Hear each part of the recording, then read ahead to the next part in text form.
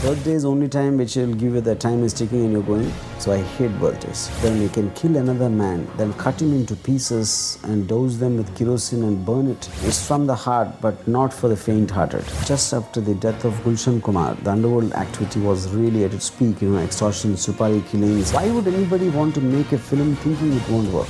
My impression of Abhishek is very, very high as an actor. First of all, I don't drink coffee and I hate those kind of shows. This is Gopal Varma and you're watching Bollywood Hungama.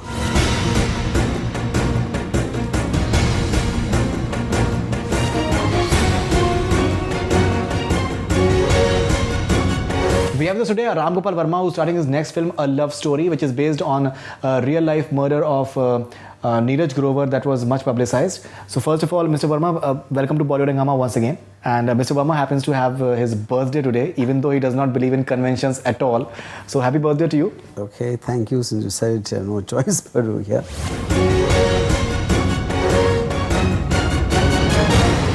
What does a birthday mean to you, Asid? Birthday for me means is 1 year lesser to live than in 1 year lesser time before you die to do whatever you want to do. So I actually don't like birthdays for that reason. You don't like most of the festivals either? Yeah, because I celebrate every day. So what's the big deal? In fact, so every day is a festival to me in that sense. And birthday is only time which will give you that time is ticking and you're going. So I hate birthdays. Fantastic. That's the best line that we've got on birthdays. We've spoken to many celebrities on their birthdays. This one is different.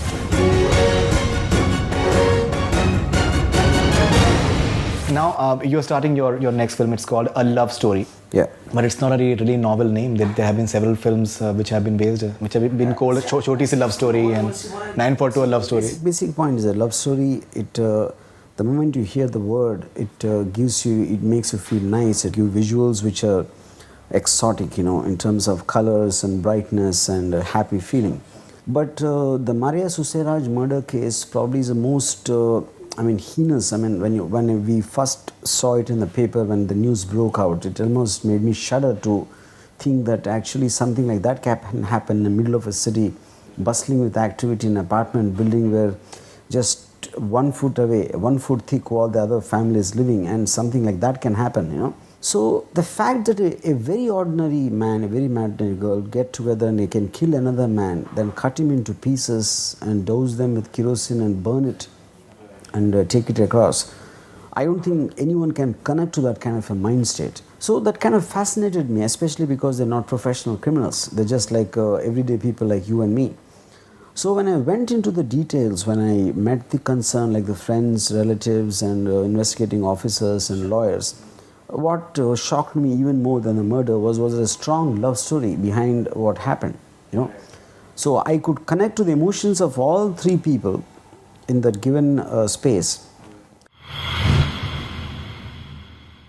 But there's one thing which led to that incident, which kind of catapulted almost out of control, so that they had to make some horrendous decisions, which is why we remember them as dreadful people, as we are talking now.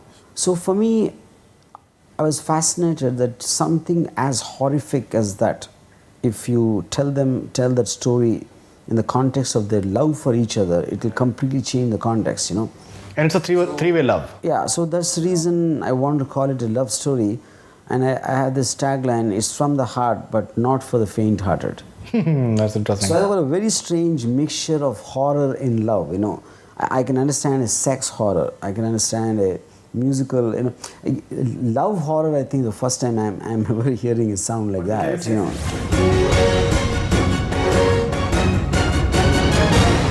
Will there be sex in this film? No, I can't say that there is. See, it is going to be very. I think one of the reasons for what is being told for the murder was jealousy. That the guy turned up and he was not supposed to be. He was in Navy. I'm not so very sure. See, the basic point. There are two things here. See, one is what is being reported is one thing. I had this very interesting conversation with somebody concerned very closely with the case. He told me, truth is what, there is one truth which Jerome is telling, there's one truth which Maria is telling, there's one truth which the police are telling, there's one truth which the judge might choose to believe tomorrow, and the actual truth only these three people know, and out of which one is dead. So the point is, the perception of truth is backed by evidence from whose perspective?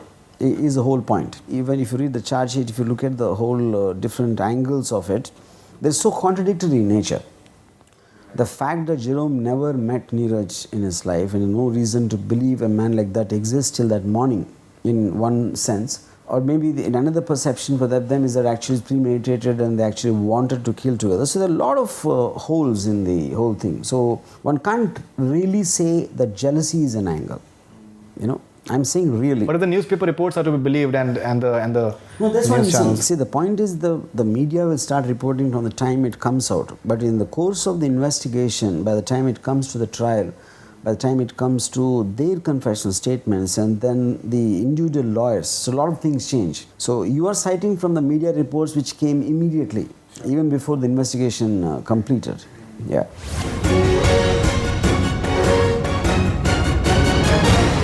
One film that you've been constantly working on right now is Department. That is, Mr. Bachchan is there, Abhishek is there, and Sanjay Dutt is there. And Kangana.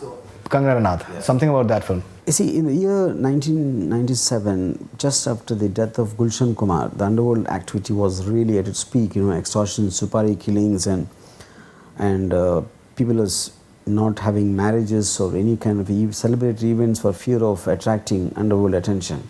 And supari were a high. And at that point in time, almost the traders went and they wanted to not to pay taxes if the menace was not met with. The government was in the danger of getting dissolved. At that time, the Home Secretary, the Home Minister and the DIG of Maharashtra, they all got together and they caught a certain man who had a certain record in the police. And they said the underworld, it operates on 4 pillars. Okay, one is corruption in the police and the judiciary. Second is like when businessmen want to settle disputes and all that, and so they use the underworld and then they fund them for that, and then politicians need someone to do the dirty work, so they patronage them.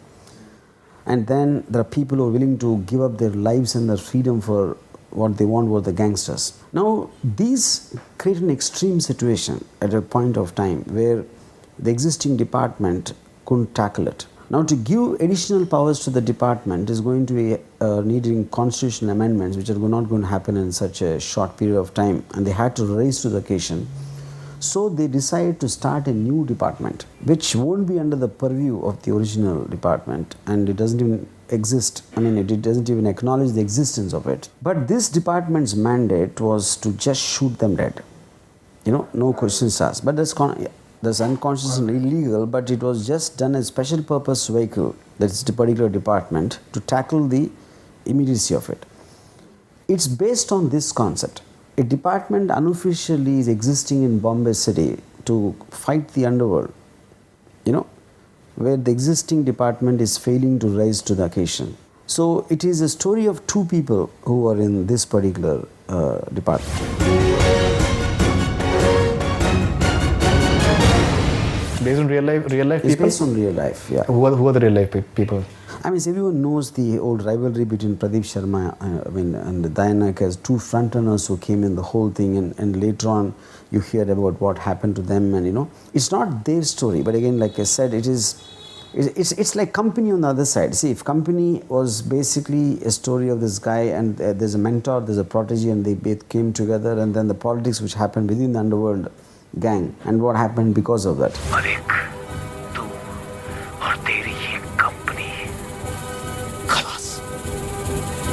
So it's like Company on the other side. This is happening inside the police department between 2 cops.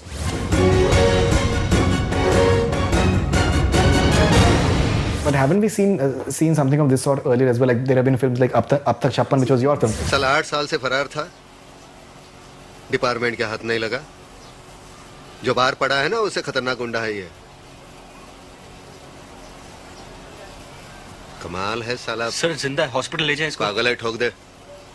Even risk was there. This is not about encounters. This is nothing to do with encounters. This is to do with politics within a police organization. Yeah, it's like Company. Ab Tak Chappan or Risk, Risk I haven't seen, but Ab Tak Chappan was about the life of an encounter cop, in terms of his revenge, whatever it takes. There are instances when there are unofficial permit to them is given to just bump off people, so that... That's what I'm saying. That is a premise. But the story is about the relationship between these 2 cops who work together. That's what I'm saying. It is the stories about them. It's not about encounters. It's not about what police do. It's not about gangsters. It's a relationship of these two people who worked in the police in an extreme unit called the department.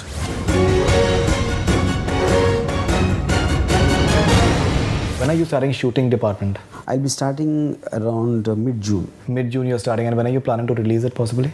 November or something. This year itself? Yeah, this year itself. Okay, and you're co-producing it with someone, you're producing it yourself? I'm producing it myself.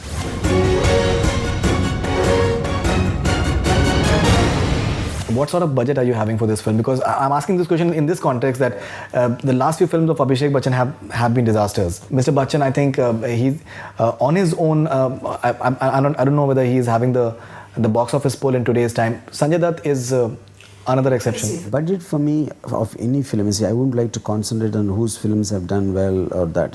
That's not my concern. As a filmmaker, eventually I will spend whatever is required for the film. I'm sure that since you have been in the line for such a long time, and we've been having these debates that the kind of budget, I think different films require different sort of budget, so that if a film is economically viable, it anyways makes sense once in the final analysis, once the results are out. These days there have been several debates that many of the films, they have been over budgeted.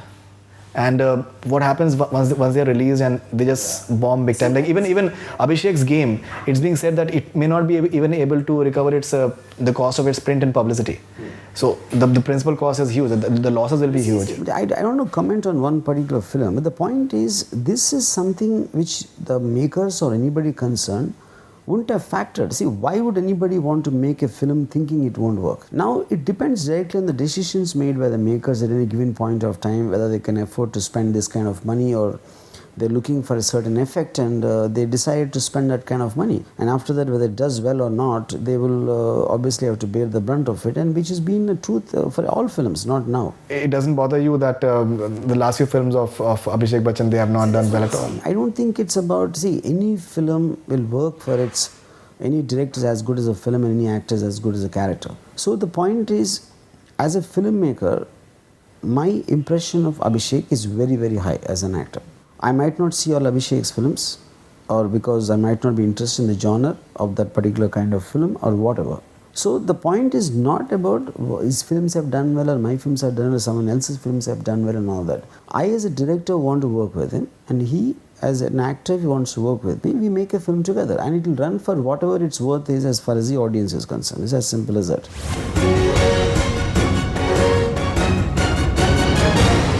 I think any interview without asking about Karan Johar, I think, seems to be a bit incomplete. I think, I really forgot Karan Johar, man. Please don't. I think it's nothing for us to say. I think we said every word in the book against each other. No, I'm not saying against each other, but many people would want to see you on Coffee with Karan, actually. That you will make for a very First good, of all, I don't interesting drink coffee, and I hate those kind of shows.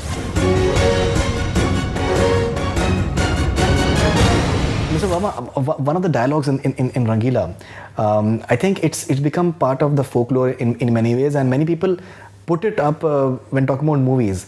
That when Amir says that, then when Urmila is saying that वो कमल साहब हैं, उनकी picture अच्छी होती है, हमेशा अच्छी होती है, then Amir says that हम पब्लिक है, अगर हमें पिक्चर पसंद नहीं आई तो डब्बा गुल. अपन पब्लिक है, पब्लिक क्या किसी को भी कुछ भी बोल सकता है, जिसमें अपना पैसा वसूल नहीं उसका डब्बा गुल, चाहे वो तेरा प्यारा राजकमल क्यों ना हो. That is part of the folklore of Hindi film industry, that people say कि अगर public is the final deciding factor, अगर उनको पसंद नहीं आई.